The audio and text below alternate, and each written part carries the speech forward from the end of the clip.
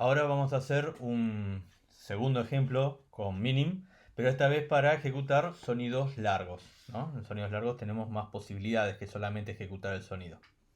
Bueno, como habíamos hecho anteriormente, lo primero que tengo que hacer, si yo quiero usar Minim y tengo obviamente importada la librería, me vengo acá y me voy a importar biblioteca, elijo Minim y como ya les dije en el ejemplo anterior, me pone acá los imports necesarios para agregar todo lo que es el código de la librería de Minim a Processing, ¿no?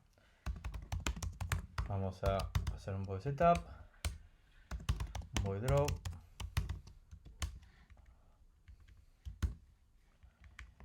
Vamos a definir el tamaño de la pantalla en 1000 por, no sé, 400. Decir algo.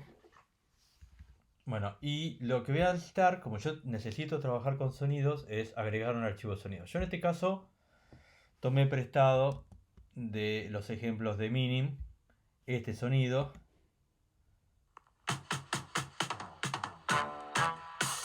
Que es como un loop que usan en los ejemplos. Bueno, yo lo voy a importar, porque bueno, en el ejemplo anterior no mostré cómo hacer eso. Que como ustedes ya saben, de venir usando Processing con recursos, es que básicamente lo que hace es en la carpeta del sketch, genera una carpeta data donde guarda el archivo de sonido, en este caso el sonido MP3. Vamos a guardar este sketch para ir trabajando en él. Vamos a poner acá sonido largo, ¿no? Bueno, y de la misma forma que hicimos en el ejemplo anterior, tengo que declarar el objeto minim, porque este objeto es el que pone en contacto a Processing con la librería y lo tengo que inicializar de la misma manera que hacía el ejemplo anterior. O sea, básicamente lo que hago acá es que Processing, a partir de que yo hago esta declaración, puede trabajar con sonido, con la placa de audio. Bien. Entonces, ¿qué es lo que sigue? Bueno, yo me voy trayendo ahora de otro ejemplo las cosas que voy necesitando.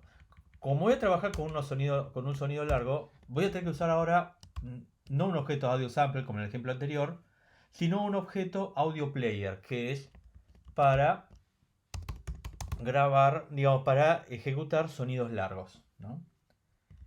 Y entonces este objeto audio player lo tengo que inicializar.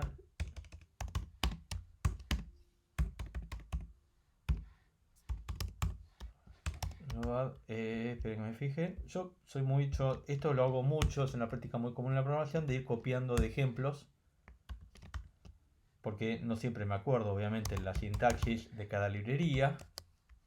Entonces pongo, bueno, sonido, y fíjense que el load file que utiliza para cargarse el sonido es un método de la librería, del objeto minim que pertenece a la librería, ¿no? Bueno, el nombre del archivo de sonido, efectivamente, como bueno, yo lo saqué del ejemplo, justamente es group.mp3.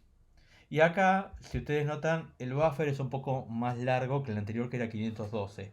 Una aclaración, este buffer debería ser alguna potencia de 2, ¿no? Esto es algo que la librería necesita. Entonces, bueno, acá tengo grabado mi sonido largo. ¿Qué es lo que puedo hacer? Vamos a hacer que cuando yo presione alguna tecla,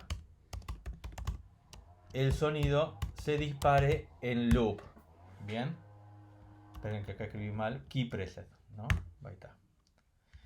Entonces, si yo ejecuto este ejemplo, tengo acá, fíjense, ahora voy a apretar una tecla. Ahí está.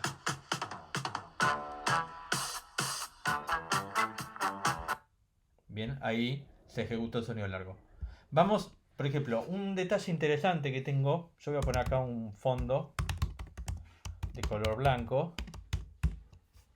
Y vamos a dibujar un rectángulo de color negro que va a ir llenando la pantalla conforme el sonido va avanzando. O sea, vamos a hacer un rectángulo en la posición 0,0 que tenga el largo. Esta es la variable que va a cambiar durante el transcurso del sonido, ¿no? Entonces yo acá tendría que definir que esta variable largo, perdón,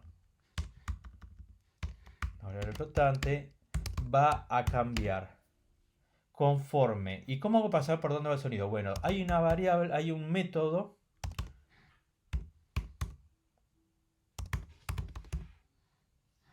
que se llama position, si no me equivoco. Espera que me voy a fijar. Sí, efectivamente. Position, que me devuelve en qué número de sample está ubicado el sonido en este momento. Digo, el sonido digital se guarda como un conjunto de muestras, que son los números de las alturas por las que va pasando justamente el sonido, la forma de la onda en cada momento. Bueno, en qué número de muestra, es decir, en qué numerito está parado en este momento, me devuelve este archivo. Pero bueno, para saber en qué punto del sonido está esto, debería saber cuánto mide de largo el sonido. Bueno, eso lo tengo también gracias a otro método que se llama length, que me devuelve la longitud del sonido. Entonces, de acuerdo a la posición entre el inicio, que es el 0, y el largo del sonido, podría darle a la variable largo un tamaño que vaya de 0 al ancho de la pantalla. ¿No? ¿Para qué? Para que el ancho de la pantalla de ese rectángulo sea el equivalente del largo del sonido. ¿No? Entonces, esto me daría una representación visual de dónde está ubicado el sonido en este momento. Fíjese, ejecuto el sonido.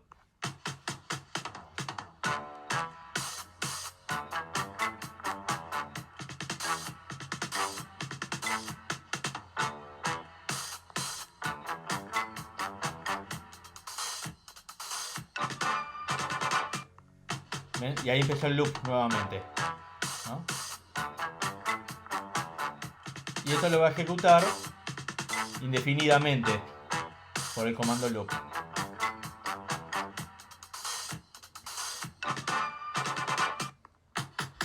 Bueno, vamos a terminar. Bueno, eso es todo por ahora.